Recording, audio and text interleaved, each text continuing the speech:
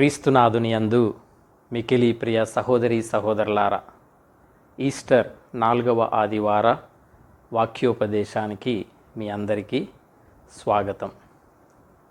నిజ రక్షకుని, నిజ దేవుని, మన కాపరి అయిన క్రీస్తు ప్రభుని ప్రేమను తెలుసుకొని ఆయనను అనుసరించి ఆయన సంరక్షణలో జీవించటమే మన జీవితములకు సాఫల్యం. ప్రియ సహోదరి సహోదరులారా, ఈరోజు ఈస్టర్ 4వ ఆదివారం. ఈ ఆదివారానికి మంచి కాపరి ఆదివారము అని పేరు. గత వారంలో ఎమ్మావు గ్రామమునకు వెళ్ళుచున్న 2 శిష్యులకు ఉత్థాన క్రీస్తు దర్శనమిచ్చిన సంఘటనను ధ్యానించుకున్నాం. తప్పిపోయిన గొర్రెల వలెనున్న వారిని మంచి కాపరి అయిన యేసు వారిని వెదికి కనుగొన్నాడు. నేటి సువిశేష పఠనంలో కాపరి గొర్రెల గురించి వింటున్నాం. యోహాను సువార్తికుడు ఉత్థాన క్రీస్తును వివిధ బిరుదులతో మనకు పరిచయం చేస్తున్నాడు. జీవాహారము అని, జగతికి జ్యోతి అని మొదలగు బిరుదులతో ప్రభువును మనకు పరిచయం చేస్తున్నాడు. అయితే ఈరోజు క్రీస్తును మంచి కాపరిగా సువార్తలో చూస్తున్నాం. ప్రతి బిరుదు కూడా సూక్ష్మముగా, గొప్పగా, అద్భుతముగా పరిచయం చేయబడింది. అలాగే నేటి సువిశేషములో యోహాను యేసును ద్వారముగా పరిచయం చేస్తున్నారు. కాబట్టి ఈ సువిశేష పఠనాన్ని ధ్యానిద్దాం. యేసు ఒక నూతన జీవితానికి ద్వారము. యేసు గొర్రెల మంద దృష్టాంతము చెప్పినప్పుడు విన్నవారు దానిని గ్రహించలేకపోయారు. గొర్రెల దొడ్డిలోనికి ద్వారమున ప్రవేశింపక వేరొక మార్గమును ఎక్కివచ్చువాడు దొంగయు దోపిడికాడునై ఉన్నాడు అని ప్రభు చెప్పారు. గొర్రెల కాపరులు గొర్రెల మందలను రాత్రులలో రక్షించుకోవటానికి కంచెలను ఏర్పాటు చేస్తారు. దానికి ఒకే ద్వారం ఉంటుంది. ద్వారమున ప్రవేశించువాడు గొర్రెల కాపరి అని ప్రభు అంటున్నారు. అంటే వేరొక మార్గమున వచ్చువాడు దొంగయును దోపిడికాడును. సంరక్షణ కొరకు కొన్నిసార్లు వివిధ మందలను ఒకే చోట ఉంచుతారు. అలాంటప్పుడు గొర్రెలు తప్పిపోక ఉండుటకు వేరే మందలలో కలిసిపోకుండా కావలివాడు తలుపు తీసినప్పుడు కాపరి ముందుగా నడుచుచుండగా గొర్రెలు కాపరి స్వరమును విని గుర్తుపడతాయి. కనుక అవి ఆ కాపరి వెంట పోతాయి. ఆయన తన గొర్రెలను పేరు పేరున పిలుచును అని ప్రభు అంటున్నారు.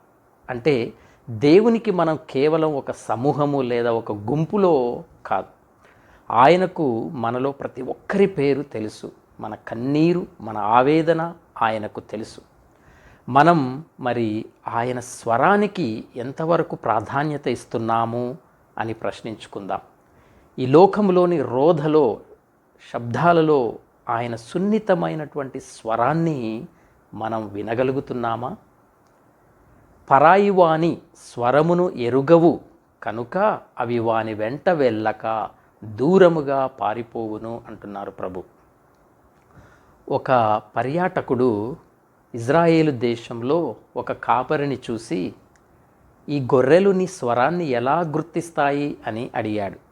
అప్పుడు ఆ కాపరి తన వస్త్రాన్ని ఒక అపరిచితుడికి ఇచ్చి గొర్రెలను పిలవమన్నాడు. ఆ అపరిచితుడు కాపరిలాగే అరచిన గొర్రెలు ఎంత మాత్రమూ కదలలేదు. కానీ కాపరి మారువేషములో ఉండి మెల్లగా పిలువగానే గొర్రెలు పరిగెత్తుకుంటూ అతని వద్దకు వచ్చాయి. ఎందుకంటే గొర్రెలు గుర్తుపట్టేది వస్త్రాన్ని, వేషధారణను కాదు, కాపరి స్వరాన్ని.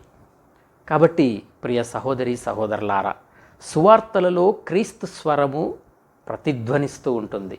కనుక మనము క్రమము తప్పకుండా సువార్తలను చదవాలి, ధ్యానించాలి. అప్పుడు కాపరి స్వరమును మనం తప్పకుండా వినగలుగుతాం. కావలివాడు వానికి తలుపు తీయును, గొర్రెలు వాని స్వరమును వినును, అతడు తన గొర్రెలను పేరున పిలిచి బయటకు తోలుకొని పోవును. తన గొర్రెలను అన్నింటినీ బయటకు తోలుకొని వచ్చిన పిదప వాడు వానికి ముందుగా నడుచును. గొర్రెలు వాని స్వరమును గుర్తించును కనుక అవి వాని వెంట పోవును అని ఆలకిస్తూ ఉన్నాం. ప్రియ సహోదరి సహోదరులారా, గొర్రెలు పోవు ద్వారమును నేనే ద్వారమును. ఎవడేని నా ద్వారా ప్రవేశించిన ఎడల వాడు రక్షణ పొందును. అతడు వచ్చుచూ పోవచ్చు ఉండును, వానికి మేత లభించును అని ప్రభు వాగ్దానం చేశారు. అవును, ఆయనే ద్వారము. ఎందుకంటే ఆయనే విశ్వాసులందరికీ సత్యమునకు మూలం. పరలోకంలో త్రిత్వైక దేవునితో మనము జీవించాలి అంటే క్రీస్తు అను ద్వారమున మనము ప్రవేశించాలి. దేవునితో ఐక్యమగుటకు మనలను నడిపించే తండ్రి ద్వారము క్రీస్తు అని ఇగ్నేషియస్ గారు చెప్పారు.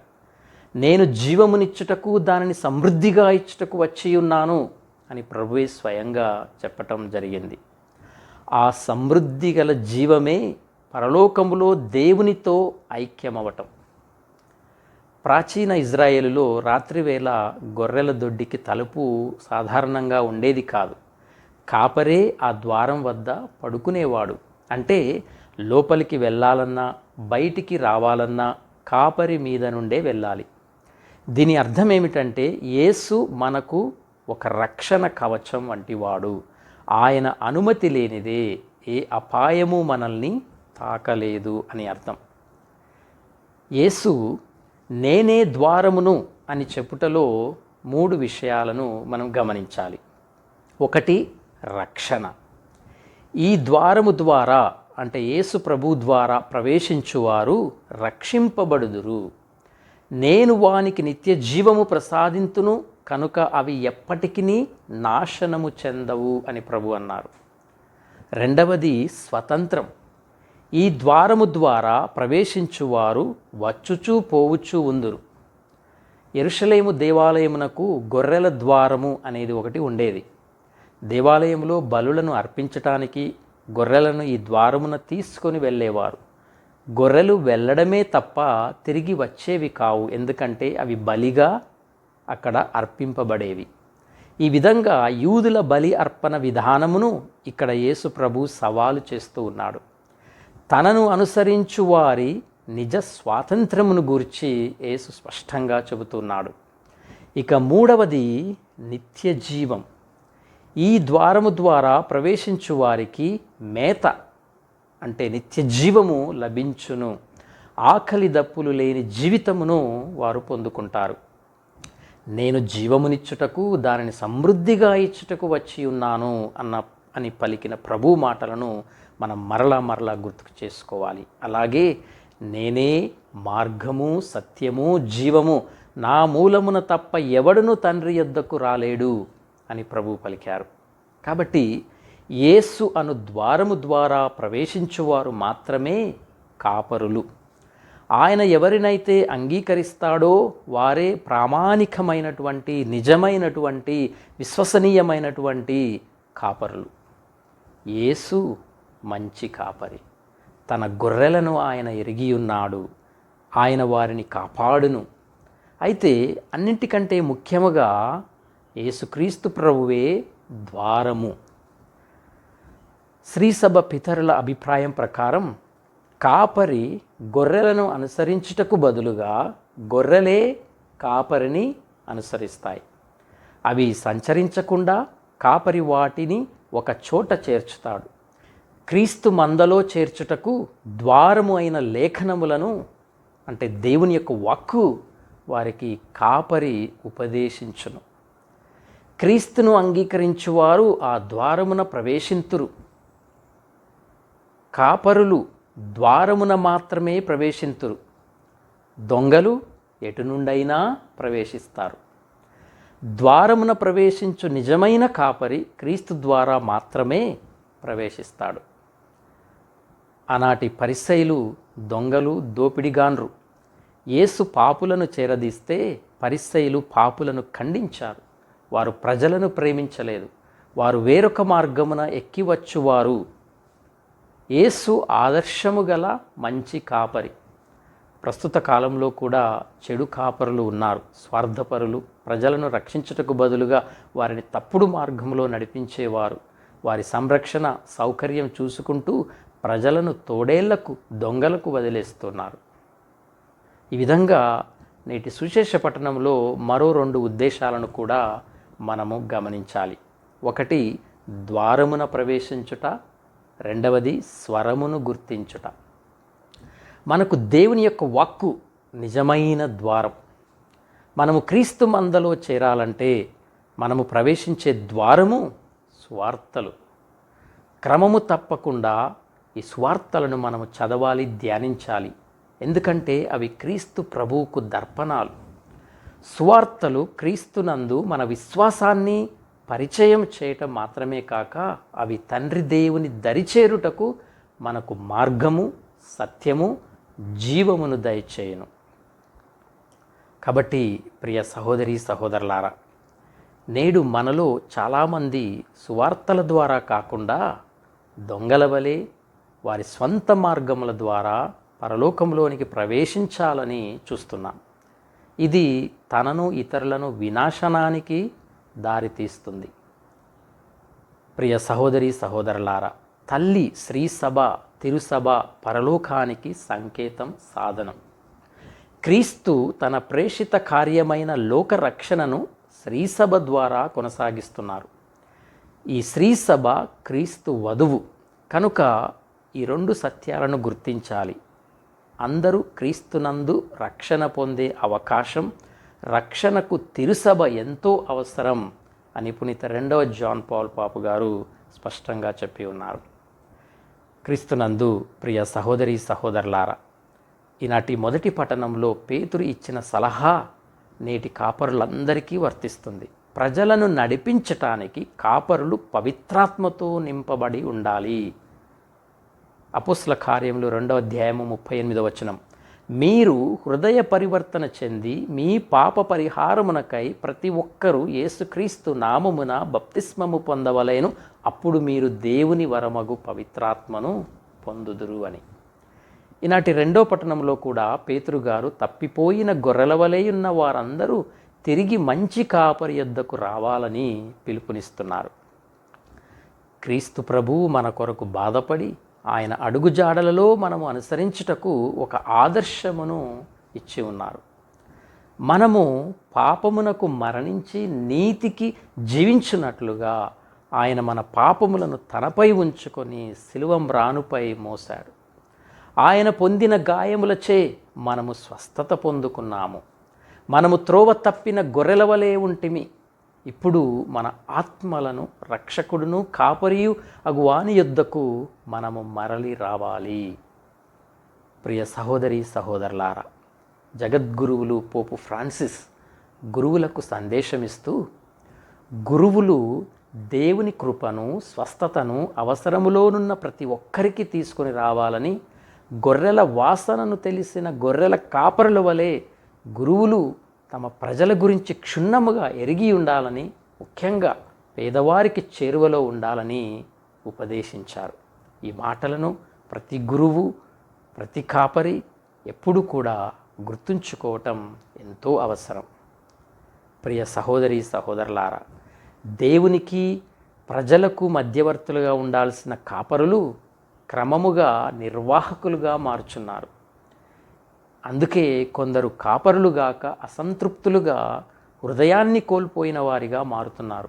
అందుకే జగద్గురువులు తమ గొర్రెలను ఎరిగిన కాపరుల వలె ఉండాలని, ప్రజలు గురువులను నిస్వార్థపరులుగా, మనుషులను పట్టువారుగా గుర్తించాలని, విశ్వసించాలని కోరి ఉన్నారు.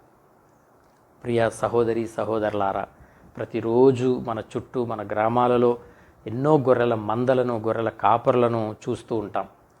పాత నిబంధనలో గొర్రెల కాపరులను చూసినట్లయితే వారు సమస్త జీవితాన్ని గొర్రెలతోనే గడిపేవారు. వాటిని పోషించటం, పెంచటం, గాయపడిన వాటికి వైద్యం చేయటం, అన్నింటికన్నా ముఖ్యంగా అపాయముల నుండి వాటిని కాపాడడం చేస్తూ ఉంటారు. యెహెజ్కేలు ప్రవక్త ద్వారా యావే దేవుడు తనను తాను ఒక కాపరిగా ఇజ్రాయేలు ప్రజలకు తెలియజేశాడు. చెడు కాపరులను హెచ్చరించాడు. మంచి కాపరిని పంపిస్తానని వాగ్దానం చేశాడు. అయితే ఇది ఇజ్రాయేలు ప్రజలను ఎంత మాత్రమూ ఆశ్చర్యపరచలేదు. ఎందుకంటే వారికి గొర్రెల కాపరుల గురించి బాగా తెలుసు. అబ్రహాము, అతని కుమారులు గొర్రెల కాపరులు. దావీదు గొర్రెల కాపరి. ప్రారంభ దశలో యూదుల నాయకులు, రాజులు గొర్రెల కాపరులే. వారు ఇజ్రాయేలు కాపరులుగా పిలువబడినారు. ఇజ్రాయేలు నాయకులు కాపరులుగా విఫలమైనందున ప్రవక్తలు మంచి కాపరి కొరకు ఎదురుచూశారు. ప్రవక్తలు, ఇజ్రాయేలు ప్రజలు ఎదురుచూచిన ఆ మంచి కాపరియే మన యేసుక్రీస్తు ప్రభువు.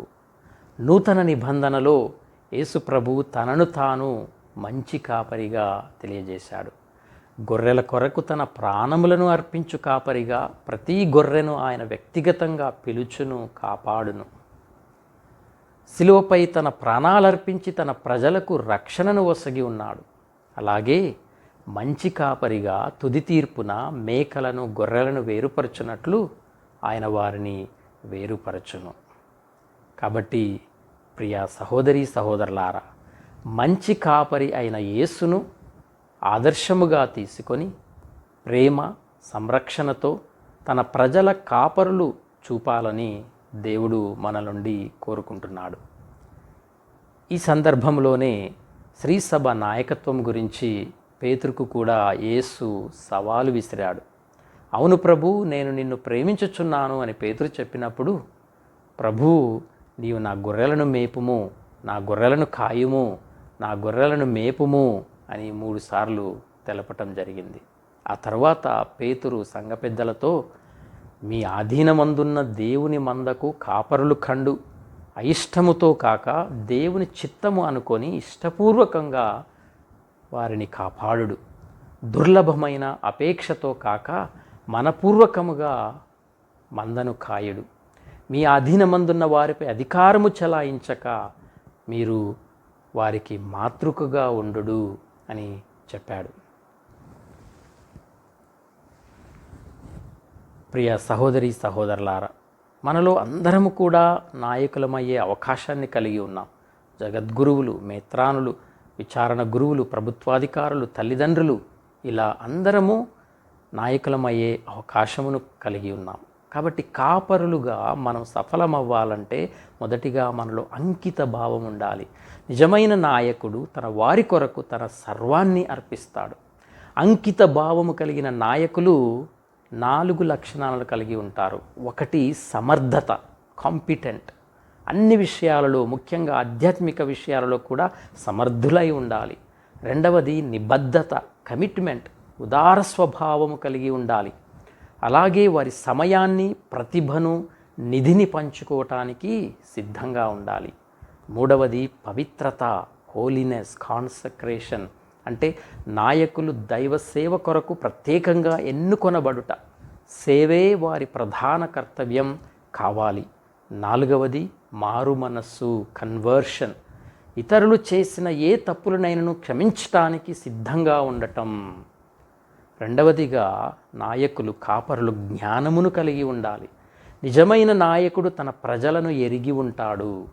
బైబిల్ ప్రకారం ఎరిగి ఉండటం లేదా తెలుసుకొనుట మేధో జ్ఞానము కన్నా ఎక్కువగా, ఇంటలెక్చువల్ నాలెడ్జ్ కన్నా ఎక్కువ. అంటే వారి పేర్లు, పని, ఆశయాలు, ప్రణాళికలు, భావాలు, వారి జీవిత పరిస్థితులు, నేపథ్యాలు, కష్టాలు అన్నీ తెలిసి ఉండటం. 3వదిగా నాయకులు ఆదర్శంగా ఉండాలి. నాయకులు సంఘములో వారి మాట ద్వారా, చేత ద్వారా ఇతరులకు ఆదర్శముగా ఉండాలి. గురువులు ప్రజలకు, తల్లిదండ్రులు పిల్లలకు, బోధకులు విద్యార్థులకు ఉదాహరణగా, మాదిరిగా, ఆదర్శముగా ఉండాలి. ప్రియ సహోదరి సహోదరులారా, ఈస్టర్ 4వ ఆదివారాన్ని ప్రపంచ ప్రార్థనా దినము లేదా దైవ పిలుపుల ఆదివారంగా కూడా కొనియాడుతూ ఉన్నాం. కాబట్టి తల్లి శ్రీ సభకు మంచి కాపరులు, గురువులు, మఠవాసులు, మఠ కన్యలు మంచి కాపరులుగా లభించేలా ఈరోజు మనం ప్రత్యేకంగా ప్రార్థన చేయాలి.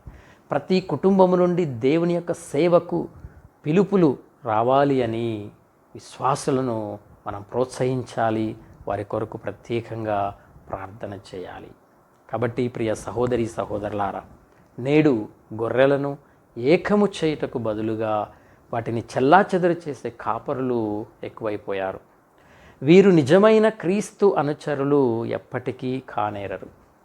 వారి మహిమ కొరకు ప్రాకులాడువారు స్వప్రయోజనాల కొరకు సువార్తలను నిర్దేశిస్తారు. వారి స్వంత ఆలోచనలను గుడ్డిగా నమ్ముతారు. వాస్తవానికి వారు కాపరి లేని గొర్రెల వంటి వారు. కాబట్టి సువార్త బోధనలకు తిరిగి రావాలి. సువార్త విలువల ప్రకారం జీవించాలి.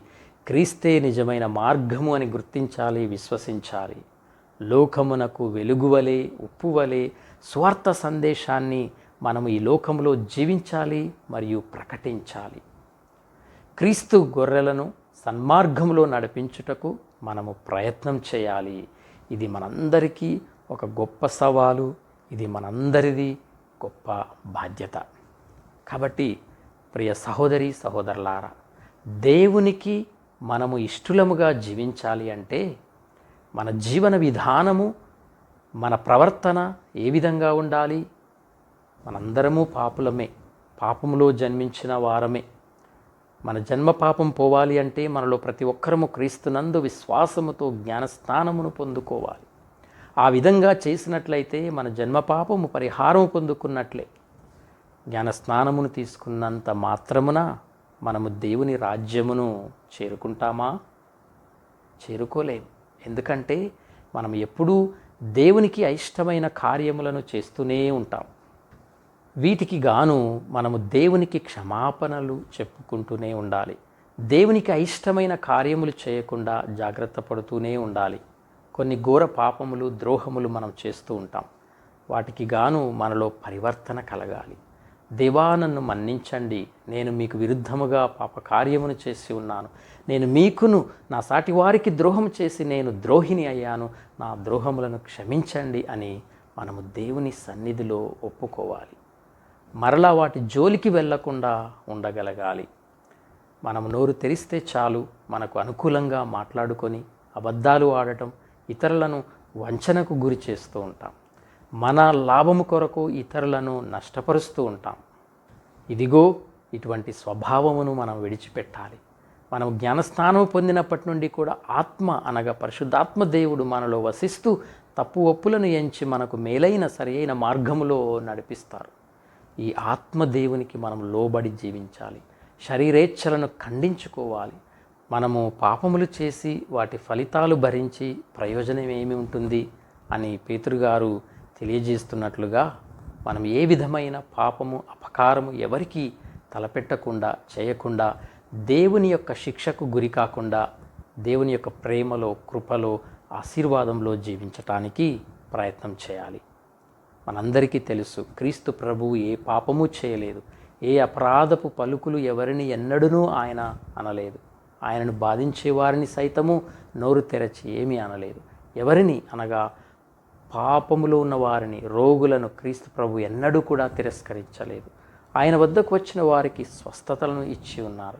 ఆయనే రోగులను వెతుక్కుంటూ వెళ్ళి స్వస్థతలను దయచేశారు. మనల్ని రక్షించుట కొరకు మన పాపములను తాను భరించి మనకు రక్షణ తీసుకుని వచ్చారు. అదే క్రీస్తు ప్రభుని అడుగుజాడల్లో మనము కూడా నడుచుకొని జీవించాలి. మన జీవితంలో మనకు ఎదురైన కష్టాలను, నష్టాలను, బాధలను, అవమానములను, హేళనలను, అనారోగ్యాలను స్వీకరించాలి.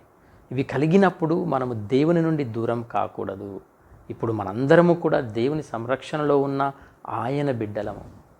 మన ఆత్మను నశింపచేసుకోకుండా ఆయన మందలోని గొర్రెలమై ఆయననే అనుసరిస్తూ క్రీస్తు ప్రభుని అడుగుజాడల్లో జీవించుదాం. మనందరము క్రీస్తు ప్రభువు రక్షింపబడిన ఆయన బిడ్డలం. క్రీస్తు ప్రభువు మన కాపరి, మన దేవుడు, మన రక్షకుడు, మన సమస్తము క్రీస్తు ప్రభువే. అటువంటి క్రీస్తు ప్రభు మనల్ని కాయుటకే పరము నుండి వీడి భువికి వచ్చారు.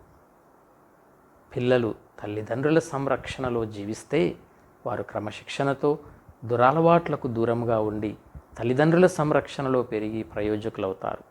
అదేవిధంగా మనం కూడా మనల్ని రక్షించిన క్రీస్తు ప్రభుని సంరక్షణలో జీవించి ఆయన కాపుదలలో, ఆయన మందలో ఆయనను మాత్రమే ఎరిగి సైతానుడికి చిక్కకుండా పరమ పవిత్రుడు, నీతిమంతుడు, న్యాయమంతుడు, దైవ కుమారుడు అయినటువంటి క్రీస్తు ప్రభుని కాపుదలలో మనము పవిత్రముగా, నీతిగా, న్యాయముగా జీవించుదాం.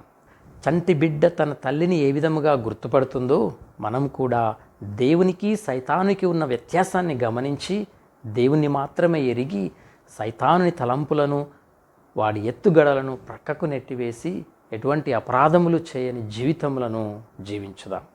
ఒకవేళ మనలో ఇప్పటి వరకు జీవించిన జీవితంలో పాపము, మలినము, దోషములు, అపరాధములు ఉన్నచో క్రీస్తు ప్రభువు మన కొరకు శిలువ బలియాగం చేసి ఉన్నారు. ఆయన పవిత్ర రక్తము మన కొరకు చిందించారు. ఆ రక్తంతో మనల్ని కడగమని, మనల్ని మన పాపముల నుండి శుద్ధులను చేయమని, మన పాపములను మన్నించుమని ప్రభువును క్షమాపణతో వేడుకుందాం. ప్రియ సహోదరి సహోదరులారా, మంచి కాపరి అయిన క్రీస్తు స్వరాన్ని గుర్తుపడదాం. ఆయన చూపిన మార్గంలో నడుద్దాం. మన ఆధ్యాత్మిక కాపరుల కోసం మరియు నూతన దైవ పిలుపుల కోసం ప్రార్థిస్తూ దైవాశీస్సుల కొరకై ఆ దేవాతి దేవుణ్ణి వేడుకుందాం. పిత, పుత్ర, పవిత్రాత్మ. ఆమెన్.